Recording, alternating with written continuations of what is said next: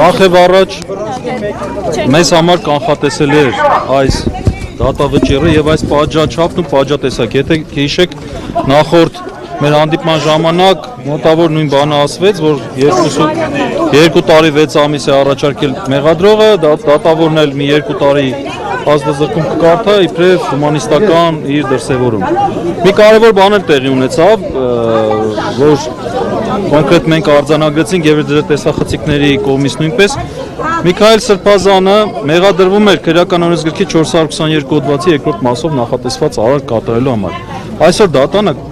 կարդալուց նրան մեղադրեց 442 հոդվածի 2-րդ մասով։ Լրիվ ուրիշ հոդված։ Ինչի մասին։ Բարձրաբան։ Այս հոդվածը լրիվ ուրիշ բանի մասին է, վերաբերում է Պաշտոնյա տաղանձի կողմից ապօրինի ձեռնարկատիրական գործունեության։ Դատարանը ուրիշ հոդվածի մասին խոսեց հիմա։ Այսինքն Տեսեք, մենք հիմա միասին արձանագրեցինք, որ դատավորը վերդիկտով մեղավոր էր ճանաչել 422 հոդվածի համար, հիմա դատավճիռ կարդաց 442 հոդված կարդաց։ Ձեր տեսաձայնագրությունները որ դիտեք, կտեսնեք, ուրիշ հոդվածի մասին խոսեց։ Սա հիմա գիտեք ինչի թույլ հուզմունքը մարդու ճակատագրերի վրա է ազդում։ Ակնհայտ է, որ սա պատվիրված ակտ էր եւ Միքայել Սրբազանը չի կատարել ոչ 442 հոդվածը, ոչ 422 հոդվածով կատարված նախատեսված արարք։ Միքայել Սրբազանը իշխանություն զավթելու կոչ չի կատարել։ Միքայել Սրբազանը սահմանադրական կարգը տապալելու կոչ չի կատարել։ Այն ինչ վերագրում են Միքայել Սրբազանին,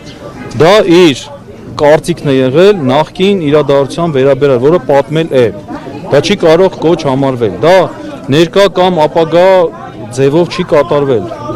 Ինչպես բացատրենք, որ չկա այստեղ իրավախախտում։ Վերաքնի չեք դիմելու։ Հոդվածը ձեր ասելով կարդացել, սա իրավական ուժ ունենում է նման դատավճիռ։ Տեսեք, հիմա չեմ ուզում առաջընկնել որոշ հուշումներ տալ դատավորին, հիմա տեսնենք։ Վերաքնի չեք դիմելու։ Այո, ավելին ասեմ, մենք արդեն ստացել ենք Վճռաբեկ դատարանի որոշումը, որով մեր բողոքը վարույթ չի ընդունել է մերժել է առաջի կալանքի հետ կապված եւ այդ մասով մենք նաեւ միջազգային ացան ենք դիմելու, եվրոպական դատան ենք դիմելու, այս դատավճիռը արդեն աշխատում ենք այդ ուղղությամբ, դատավճիռը անպայման բողոքարկվելու է Վերաքնի Ճատյան, Միքայել Սրբազանը նույնպես սպասում էր այս դատավճռին, այսինքն ինքն էլ էր ակնկալում, ինքը հոգեպես պատրաստ էր, այո, ինքը ի սկզբանե տրամադրված էր, որ իր նկատմամբ քաղաքական հետապնդում է իրականացվել եւ իրականացվել։ Այսքան է, եթե հարց ունեք, խնդրեմ։ Այսինքն փոփոխություն ինչու է պայմանավորում։ Մտավախություններ ունեին, որ եթե բողոքարկեիք շատ հեշտությամբ հաղթանակի կհասնեիք, թե երկրորդ։ Չէ, եկեք թողնենք որ դատավորը պատասխանի այդ հարցին։ Իսկ ձեր պրակտիկայում շատ է լինում, երբ ասենք վճիռը կարդալուց ուրիշ հոդված են ասում, բայց թղթի վրա Իմ պրակտիկայում առաջի դեպքն է, որ arczepiskopos-ի նման անհիմն մեղադրանքով դատապարտում են։ Առաջի դեպքն է իմ պրակտիկայում։ Պարոն Ահարոնյան, ձեր դիտարկումները լսենք, ձեզ համար էլ էր սպասելի, որովհետև հանրային շրջանակները մինչև վերջ հույս ունեին, որ այս քայլին չի գնա դատական իշխանությունը, այս քայլին չեն գնա առհասարակ։ Բայց խնդրեմ գնացեք այս կոմելի կադրը։ Նրանց ճանապարհը նախապատրաստվում էր այս ամեն ինչը, սպասելի էր ինչ-որ միտեղ, սակայն սա բնականաբար այսպես չի մնա, մենք բոլոր միջոցները գործադրելու ենք այս անարդարությանը վերջ տալու համար, ես չգիտեմ սենց,